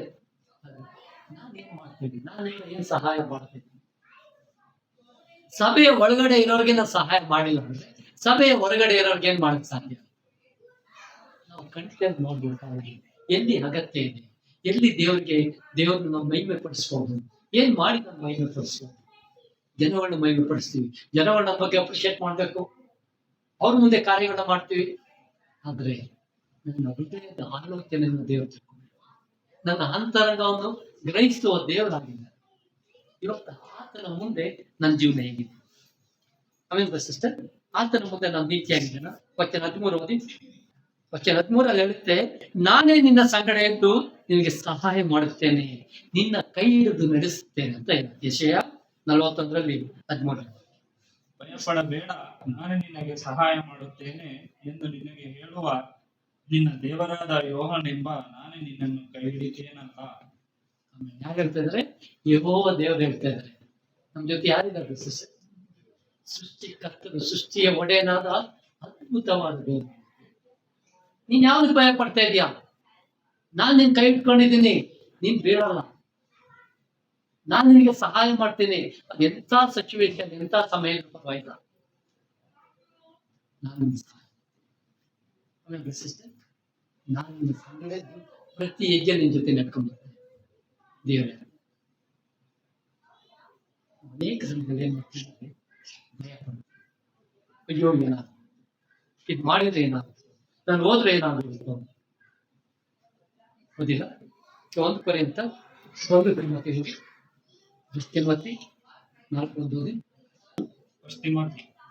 ಓದಿ. ಆದರೂ ಮುಂದಣ ದಿನಗಳಲ್ಲಿ ಕೆಲವರು ವಂಚಿಸುವ ಆತ್ಮಗಳ ನುಡಿಗಳಿಗೂ ದೆವ್ವಗಳ ಬೋಧನೆಗಳಿಗೂ ಲಕ್ಷ್ಯ ಕೊಟ್ಟು ಕ್ರಿಸ್ತ ನಂಬಿಕೆಯಿಂದ ಭ್ರಷ್ಟರಾಗುವರೆಂದು ದೇವರಾತ್ಮನು ಸ್ಪಷ್ಟವಾಗಿ ಹೇಳುತ್ತಾನೆ. ಅನೇಕ ಸಮಯದಲ್ಲಿ ಏನ್ ಮಾಡ್ತೀವಿ, ಈ ಹೊರಗಿನ ಲೌಕಿಕ ವಿಷಯಗಳಿಗೆ ಮಗ್ನ, ಜನಗಳ ಈ ಮಾತಿಗೆ ನಾವು ಕಿವಿ ಕೊಡ್ತೇವೆ. ಅದು ನಮಗೆ ತುಂಬಾ ಖುಷಿ ಆಗ್ತದೆ. ಅಯ್ಯೋ ಇದಾದ್ರೆ ಸತ್ಯವನ್ನು ಬಿಟ್ಟು ಅಸತ್ಯವನ್ನು ಫಾಲೋ ಮಾಡ್ತೀವಿ. ದೇವರು ನಮ್ಗೆ ಏನ್ ಹೇಳಿದ್ದಾರೆ ಅದನ್ನು ಬಂದು ತುಂಬಾ ಇಂಪಾರ್ಟೆಂಟ್ ಅಂತ ತಗೊಳ್ತಾ ಇಲ್ಲ. ಲೋಕ ಏನ್ ಹೇಳಿದೆ, ಈ ಸಂಪ್ರದಾಯಗಳು, ಈ ಲೋಕದ ಆಚರಣೆಗಳಿಗೆ ನಾವು ತುಂಬಾ ಪ್ರಮುಖ. ದೇವರ ಕೆಲಸವನ್ನ ಮಾಡಕ್ಕೆ ನಾವು ಬಂದು ನಿರಾಶೆ, ಆಸಕ್ತಿಯನ್ನು ಕಳ್ಕೊಳ್ತಾ ಇದ್ದೀವಿ. ಯೋಚನೆ ಮಾಡ್ಬೋದು, ಇವತ್ತು ನಮ್ಮ ಜೀವನ ನಿಜವಾಗಿಯೂ ಯೇಸುನ ಮಹಿಮೆ ಪಡಿಸ್ತಾ ಇದ್ದಾರೆ, ಯೇಸುಗಳನ್ನು ಸಂತೋಷ ಪಡ್ತಾ ಇದ್ದಾರೆ. ನಾವು 30-31 ನೋಡ್ತಾ ಇದ್ವಿ ಈ ತಿಂಗಳು. ಪ್ರತಿದಿನ ಪ್ರಾರ್ಥನೆ ಮಾಡಕ್ಕೆ ಒಂದೊಂದು ಚರ್ಚ್ ಬಗ್ಗೆ ಹೌದಿಲ್ಲ, ಎಷ್ಟು ಜನ ಪ್ರಾರ್ಥನೆ ಮಾಡ್ತಿರ್ತೀವಿ. ಅಕ್ಕ ಬೇರೆ ಸಮಯ ವಿಡಿಯೋ ವಿಡಿಯೋ ಕಳಿಸ್ತಾ ಇದ್ದೀವಿ, ಸಿಗ್ತಾ ಇದೆ ನಮ್ಗೆ ವಿಡಿಯೋ ಎಲ್ಲ. ಓಕೆ, ಸಾರಿ ಸಿಕ್ಕಿಲ್ಲ ಅಂತ ನಿಮ್ಮ ಗಮನಿಸಿ ಕೇಳಿ. ವಿಡಿಯೋ ಕಳಿಸ್ತಾರೆ, ಆ ವಿಡಿಯೋದಲ್ಲಿ ಯಾವ ಚರ್ಚ್ ಅಂತ ಹೇಳ್ತಾರೆ, ಅದಕ್ಕೆ ಪ್ರಾರ್ಥನೆ ಮಾಡ್ತೀನಿ. ಅದಕ್ಕಾಗಿ ನಮ್ಮ ಕೈಯಾದ ಸಹಾಯ ಆಗ್ತಾ ಇದ್ದೀನಿ. ನಾನು ಹೋಗೇ ಮಾಡ್ಬೇಕು ಅಂತ ತುಂಬಾ ವಿಷಯ ಏನಿಲ್ಲ, ನಾನು ಇದ್ದ ಸ್ಥಳದಲ್ಲಿ ಕೂಡ ಅನೇಕ ವಿಷಯನ ಮಾಡುತ್ತೇನೆ. ಪ್ರಾರ್ಥನೆ ಅಟ್ಲೀಸ್ಟ್ ನಾನು ಕೈಯಾದ ಕಾಣಿಕೆ ಕೊಡ್ತೀನಿ ಅಥವಾ ಬೇರೆ ನಾವು ಉತ್ಸಾಹ ಪಡಿಸೋದು, ಚಿಕ್ಕ ಚಿಕ್ಕ ವಿಷಯಗಳು ಮಾಡಿದ್ರು ಸಾಕು. ಎಲ್ಲರೂ ಊರ್ ಬಿಟ್ಟು ಹೋಗ್ಬೇಕು ಅಂತ ನಾವು ನೋಡ್ತೀವಿ. ಎಷ್ಟು ಹೇಳ್ತಾರೆ ಅಪೊಸ್ತಲರು ಹೇಳ್ತಾರೆ, ಹೋಗಿ ಎಲ್ಲಾ ದೇಶದ ಜನರು ಶಿಕ್ಷಣ ಮಾಡಿದ್ರು. ಜನಗಳು ಹೋದ್ರ ಸಮಸ್ಯೆ ಬಂತ, ಕ್ರಿಶ್ಚಿಯನ್ ನೋಡ್ತೀವಿ, ಅಪೊಸ್ತಲರಲ್ಲಿ ಸಮಸ್ಯೆ ಬರುತ್ತೆ, ಜನರು ಹೆದರಿ ಹೋಗ್ತಾರೆ, ಒಬ್ರು ಇಬ್ರು ಅಂತ ಊರ್ ಬಿಟ್ಟು ಹೋಗ್ತಾರೆ. ಓಕೆ, ಅಂಬರೀಷ್ ಬಗ್ಗೆ ನಾವು ಶೇರ್ ಮಾಡಿ ಕೇಳ್ಬೋದು. ಅಂಬರೀಷ್ ಬೆಂಗಳೂರಲ್ಲಿ ಇದ್ರು, ಅವ್ರಿಗೆ ಗೌರ್ಮೆಂಟ್ ಕೆಲಸ ಅಪ್ಲೈ ಮಾಡಿದ್ರು, ನನಗೆ ಕೆಲಸ ಸಿಕ್ಕಿರ್ಲಿಲ್ಲ. ಕೆಲಸ ಸಿಕ್ಕಿದ್ದೆ ಲೇಟ್ ಅಂತ, ಈಗ 45 years ಆಗಿದೆ. ಎಲ್ಲಿ ಸಿಕ್ತು ಅವ್ರಿಗೆ ಕೆಲಸ? ಬಳ್ಳಾರಿಗೆ ಹೋದ್ರು, ಅವ್ರ ಪ್ಲಾನ್ ಅಂತ ಇರ್ಲಿಲ್ಲ. ಹೋದ್ರು ಶಿಷ್ಯರಾಗಿದ್ರಲ್ಲ, ಅಕ್ಕಪಕ್ಕದವ್ರಿಗೆ ನಿಧಾನ ಕನೆಕ್ಷನ್, ನಿಧಾನ 1, 2 ನಿಧಾನ ಸಭೆ ನಿಧಾನ. ಬೆಂಕಿ ಏನಾಗುತ್ತೆ, ಸ್ಟಾರ್ಟಿಂಗ್ ನಿಧಾನ ನಂತರ ಏನಾಯ್ತು, ಬೆಂಗಳೂರಿಂದ ಮತ್ತೆ ಕೆಲವು ಶಿಷ್ಯರನ್ನು ಕಳಿಸಿದ್ರು. ಬೇರೆ ಶಿಷ್ಯರ ಮುಖಾಂತರ ಆ ಸಭೆ ಹೆಚ್ಚಾಗಿದೆ. ಈಗ ಅಮೃತರಾಜ್ ಹೇಳ್ತಾರೆ, ಅನೇಕ ಕಾರ್ಯಗಳು ಬೀದರ್, ಬಳ್ಳಾರಿ, ಗುಲ್ಬರ್ಗ ಈಗ ಸ್ಟಾರ್ಟ್ ಆಗಿದೆ ಸಭೆ. ಬೀದರ್ ಈಗ ಸ್ಟಾರ್ಟ್ ಆಗಿದೆ. ಅನೇಕ ಸಭೆಗಳು ಸ್ಟಾರ್ಟ್ ಆಗಿದೆ. ಅನೇಕ ಜನಗಳು ಅಲ್ಲಿ ಹೋಗಿ ಮಾಡ್ತಾ ಇದ್ದಾರೆ.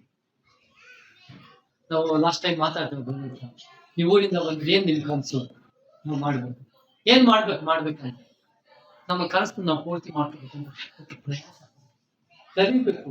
ನಾನು ಏನ್ ಮಾಡ್ಬೇಕು, ನನ್ನ ಪ್ರಯಾಸ ಏನಿದೆ, ದೇವರಿಗಾಗಿ ನನ್ನ ಕೆಲಸ ಏನಿದೆ.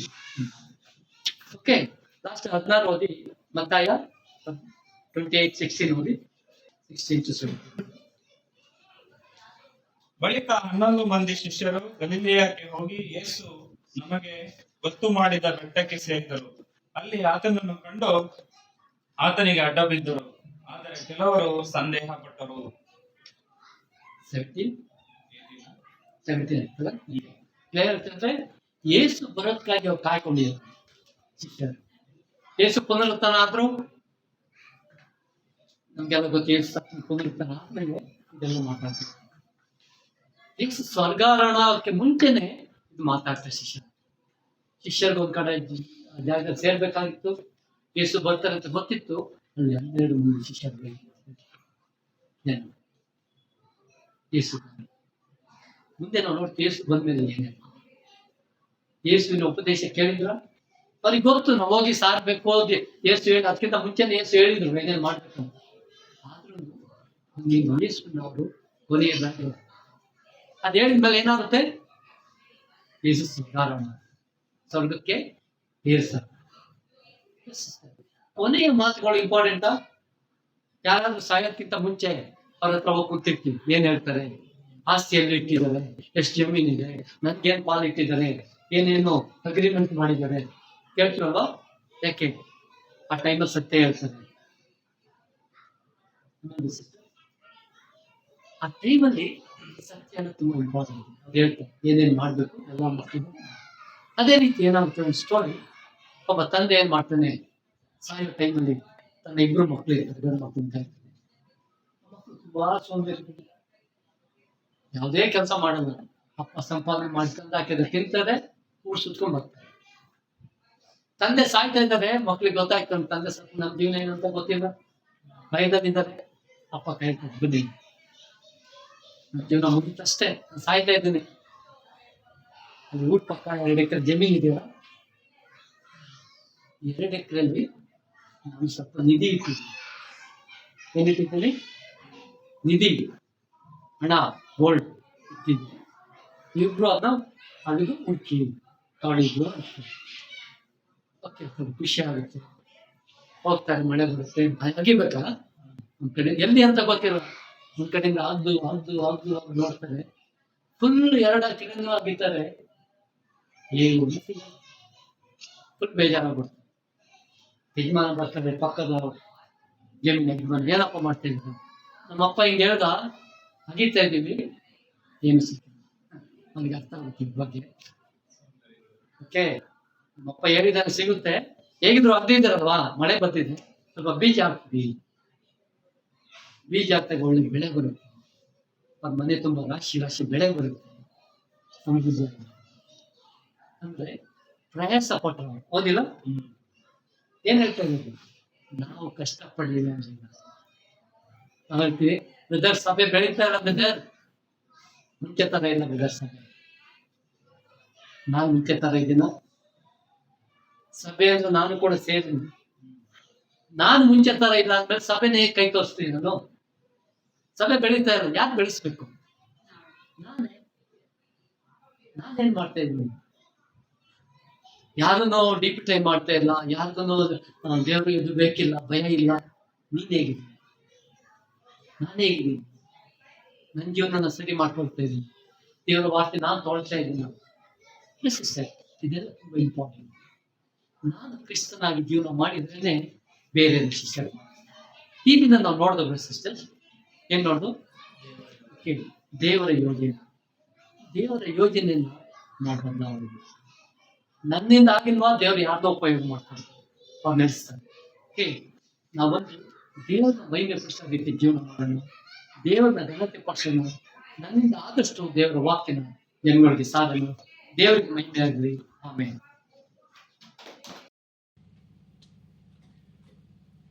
ಯೇಸು ಯಾಕೆ ಬಂದ್ರೆ ಗೊತ್ತಾ? ನಮ್ಮ ಪಾಪಗಳಿಗಾಗಿ, ನಾವು ಮಾಡುವಂಥ ಪಾಪವೆಂಬ ರೋಗಕ್ಕೆ ನಿವಾರಣೆಯಾಗಿ ಬಂದು. ಭಾಳ ಸಲ ಹೇಳ್ತಾರೆ, ನಿಮಗೆ ಬಿ ಪಿ ಇದೆಯಾ? ಭಾಳ ಸಲ ಕೇಳ್ತಾರೆ, ನಿಮ್ಗೆ ಬಿ ಪಿ ಇದೆಯಾ, ಶುಗರ್ ಇದೆಯಾ, ಥೈರಾಯ್ಡ್ ಇದೆಯಾ, ಮತ್ತು ಏನೇನೋ ರೋಗ ಇದೆ. ಭಾಳ ಮಂದಿ ಹೇಳ್ತಾರೆ. ಸ್ವಲ್ಪ ಮಂದಿ ಹೇಳ್ತಾರೆ, ಏನಿಲ್ಲಾರ್ದವರು, ನನಗಂತೂ ಏನಿಲ್ಲ, ಆರಾಮಾಗಿದ್ದೀನಿ ಅಂತ. ಯಾವ ಬಿ ಪಿ ಇಲ್ಲ, ಯಾವ ಶುಗರ್ ಇಲ್ಲ, ಯಾವ ಥೈರಾಯ್ಡ್ ಇಲ್ಲ, ಯಾವ ಟಿ ಬಿ ಇಲ್ಲ. ಆದರೆ ಒಂದು ಮಾತ್ರ, ಪಾಪವೆಂಬ ರೋಗ ಮಾತ್ರ ಪ್ರತಿ ಮನುಷ್ಯನಲ್ಲಿ ಇದೆ. ಆ ರೋಗ ಮಾತ್ರ, ನಾವು ಮಾಡೋ ಪಾಪಗಳು ಎಂಥವಂದ್ರೆ, ನಾವು ಮಾಡೋ ಕೋಪನ ಎಷ್ಟು ಜಡ್ಜ್ ಸಾಯಿ ಹೊಡೆದ್ರು ಕೂಡ, ಎಷ್ಟು ಪಾಪಗಳನ್ನು ಸಾಯಿ ಹೊಡಿತೀರಿ ಹೇಳ್ರಿ, ಯೋಚನೆ ಮಾಡಿ.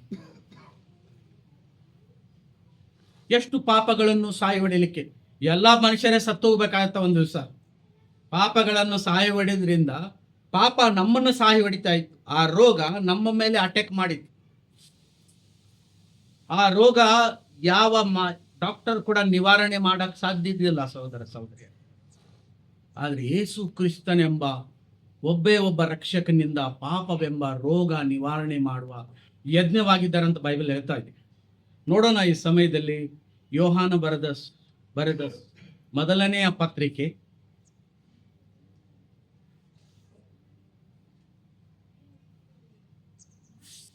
2ನೇ ಅಧ್ಯಾಯ 2ನೇ ವಚನವನ್ನು ನಾನು ಓದ್ತೀನಿ.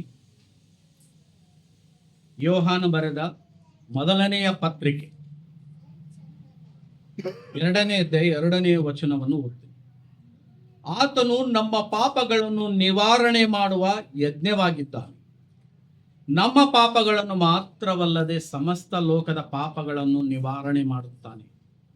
ಇಲ್ಲಿ ಯೇಸು ಕ್ರಿಸ್ತರು ಏನು ಹೇಳ್ತಾ ಇದ್ದಾರೆ ಅಂದ್ರೆ, ಯೇಸು ಕ್ರಿಸ್ತರ ಬಗ್ಗೆ ಏನು ಹೇಳ್ತಾ ಇದ್ದಾರೆ? ಆತನು ನಮ್ಮ ಪಾಪಗಳನ್ನು ನಿವಾರಣೆ ಮಾಡುವಂತ ಯಜ್ಞವಾಗಿದ್ದಾನೆ.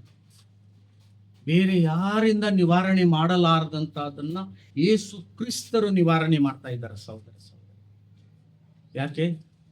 ಯಾರು ಕೂಡ ಈ ಪಾಪವೆಂಬ ರೋಗಕ್ಕೆ ಯಾರು ಕೂಡ ಅದನ್ನ ಪಾಪವನ್ನು ಹೋಗಲಾಡಿಸೋರು ಯಾರಿಲ್ಲ, ಕೇವಲ ಯೇಸು ಕ್ರಿಸ್ತರು ಮಾತ್ರ. ಆಮೆನ್. ಇವತ್ತು ನಾವು ಉನ್ನತ ಜಾತಿಯವರು ಇರ್ಬೋದು, ಸಣ್ಣ ಜಾತಿ ಇರ್ಬೋದು, ಎಲ್ಲರೂ ಕೂಡ ಪಾಪ ಮಾಡಿದ್ದಾರೆ. ಅದಕ್ಕೆ ರೋಮಾಪುರ 3:23 ಹೇಳ್ತಾರೆ, ಹೆಚ್ಚು ಕಡಿಮೆ ಏನಿಲ್ಲ, ಎಲ್ಲರೂ ಪಾಪ ಮಾಡಿ ದೇವರ ಮಹಿಮೆಯನ್ನು ಹೊಂದದೆ ಹೋಗಿದ್ದಾರೆ. ಆಮೆನ್. ನೋಡೋಣ, ಈ ಒಂದು ಪಾಪಗಳಿಗೆ ಯೇಸು ಕ್ರಿಸ್ತರು ಎಷ್ಟೊಂದು ದಂಡನೆ ತಗೊಂಡ್ರಂತೆ. ಯೆಶಾಯ 53:5.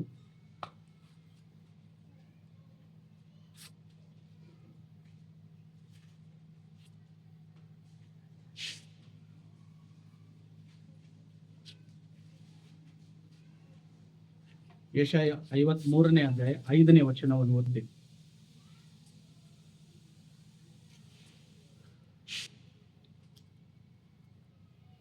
ಯೆಶಾಯ 53ನೇ ಅಧ್ಯಾಯ 5ನೇ ವಚನವನ್ನು ಓದೋಣ. ನಮ್ಮ ದ್ರೋಹಗಳ ದೆಸೆಯಿಂದ, ಇಲ್ಲಿ ಹೇಳ್ತಾ ಇದೆ, ನಮ್ಮ ದ್ರೋಹಗಳ ದೆಸೆಯಿಂದ, ನನ್ನ ದ್ರೋಹಗಳ ದೆಸೆಯಿಂದ ನನ್ನಿಂದ ಏನಾಗಿದೆ? ಅವನಿಗೆ ಗಾಯವಾಯಿತು. ಯಾರಿಗೆ ಗಾಯವಾಯಿತು? ಯೇಸುಗೆ ಗಾಯವಾಯಿತು.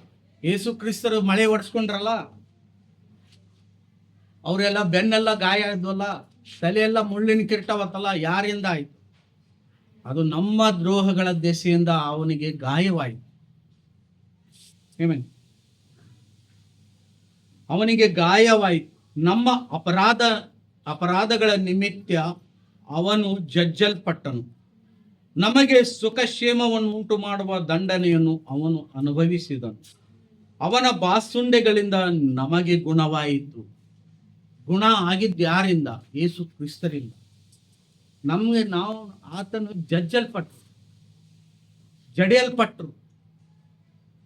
ಯೋಚಿಸ್ಕೊಳ್ಳಿ ಸಹೋದರ ಸಹೋದರಿಯರೇ, ಇವತ್ತು ನಾವು ಆರಾಮಾಗಿ ಕುಂತಿದ್ದೀವಿ, ಆರಾಮಾಗಿ ಇವತ್ತು ಸುರಕ್ಷಿತವಾಗಿದ್ದೀವಿ ಅಂದ್ರೆ ಯೇಸು ಕ್ರಿಸ್ತನು ಮಾಡಿದ ಬಲಿದಾನ, ತ್ಯಾಗ. ಆತನು ಜಡ್ಜಿಸ್ಕೊಂಡ ನಮಗೋಸ್ಕರ. ಯಾರಾದರೂ ಜಡ್ಜಿಸ್ಕೊಂತಾರ?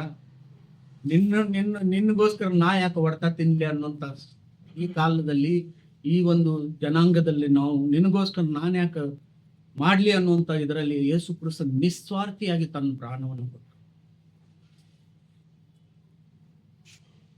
ನಿಸ್ವಾರ್ಥ, ಯಾವ ಸ್ವಾರ್ಥ ಇಲ್ಲದ ಒಂದು ಪ್ರಾಣ ಅಂದ್ರೆ ಅದು ಯೇಸು ಕ್ರಿಸ್ತನ ಪ್ರಾಣ.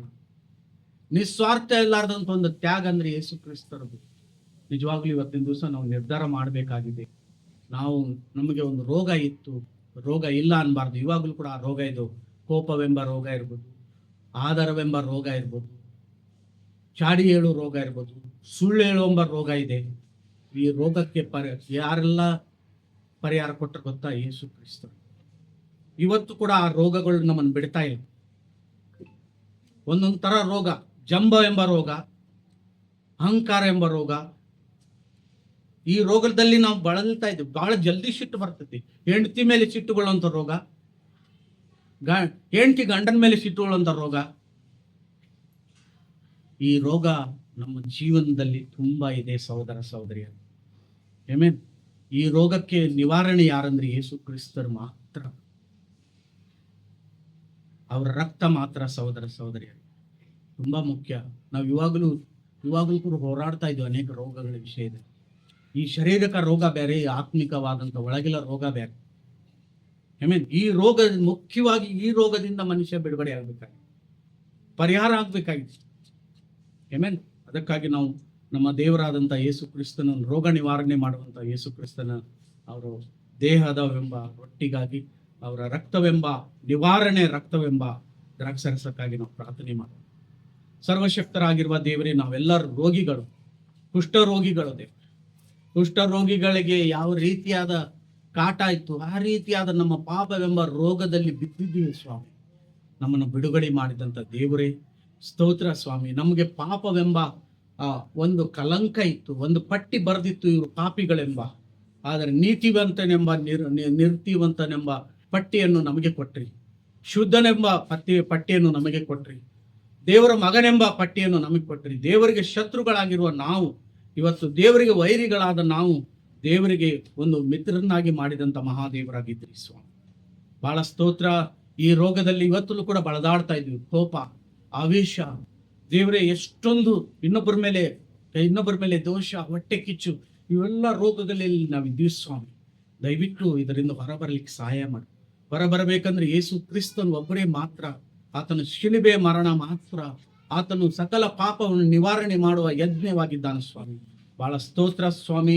ನಿಮ್ಮ ದೇಹವನ್ನು ಸೂಚಿಸುವಂತ ರೊಟ್ಟಿಗಾಗಿ, ನಿಮ್ಮ ರಕ್ತವನ್ನು ಸೂಚಿಸುವಂತ ದ್ರಾಕ್ಷರಸಕ್ಕಾಗಿ ನಾನು ಬಹಳ ಕೃತಜ್ಞತೆ ಹೇಳ್ತಾ ಈ ಪ್ರಾರ್ಥನೆಯನ್ನು ಯೇಸು ನಾಮದಲ್ಲಿ ಬೇಡ್ತೀನಿ. ಆಮೆನ್.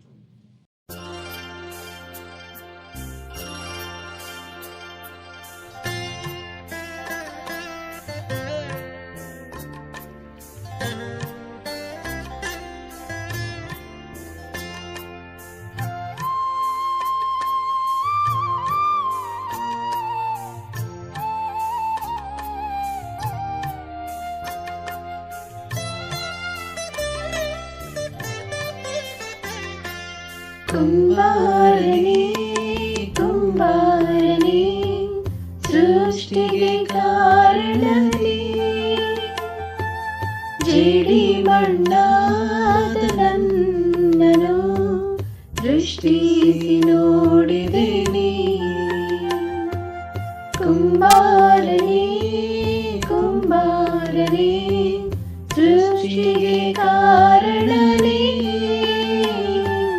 ಜೇಡಿ ಮಣ್ಣಾದ ನನ್ನನು ದೃಷ್ಟಿಸಿ ನೋಡಿದೆನಿ.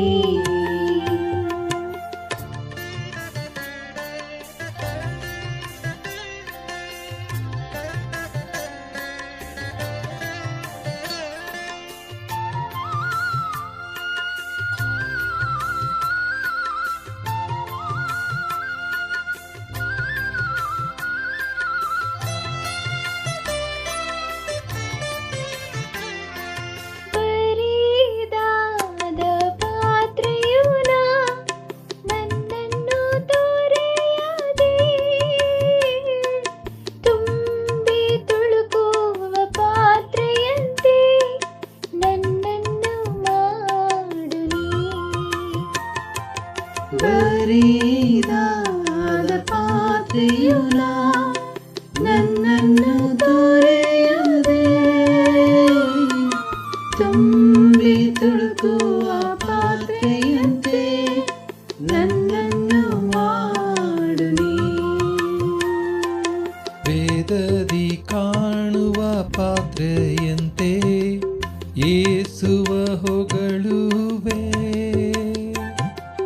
ನನ್ನನ್ನು ಅಂತಹ ಪಾತ್ರೆಯಂತೆ ಬಳಸಿಕೊಳ್ಳು ನೀ.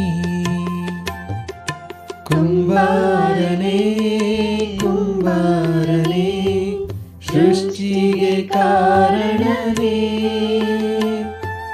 ಜೇಡಿ ಮಣ್ಣಾದ ನನ್ನನು ದೃಷ್ಟಿಸಿ ನೋಡಿದಿನಿ.